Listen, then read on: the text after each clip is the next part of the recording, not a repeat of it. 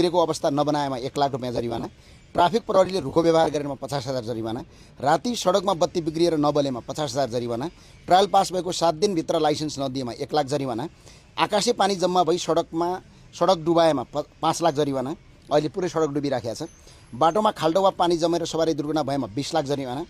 फुटपाथमा हिँड्ने ठाउँ राम्ररी नछुटाएमा 50,000 जरिवाना, साइकल लेन नबनाएमा 1 लाख जरिवाना, कागजात प्रक्रिया अनलाइन पारदर्शिता नभएमा 1 लाख जरिवाना, सडकको लेन र मार्किङ स्पष्ट नभएमा 50,000 जरिवाना, एम्बुलेन्सलाई बाटो दिने प्रणाली नबनाएमा 2 लाख जरिवाना, राजमार्गका हरेक 75 किलोमिटरमा पार्किङ सहितको सार्वजनिक शौचालय नबनाएमा 1 लाख जरिवाना र प्राप्त सुरक्षा नभएका कारण सवारी चोरी भएमा 10 लाख जरिवाना र गुणस्तरीय सडक र सवारी दुर्घटना भएर कसैको ज्यान र मृत्यु गएमा सम्बन्धित सरकार र सम्बन्धित निकाय र सम्बन्धित जुन ठेकेदार कम्पनीलाई ज्यान मान्ने उद्योगमा मुद्दा चलाउने सिफारिस सरकारले यो संशोधनबाट कानुन बनाएर ल्याओस्।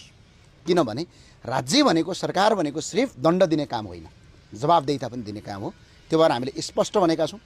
1 लाख जरिवाना राज्यले दिन्छ भने त्यो तिर्नुपर्छ।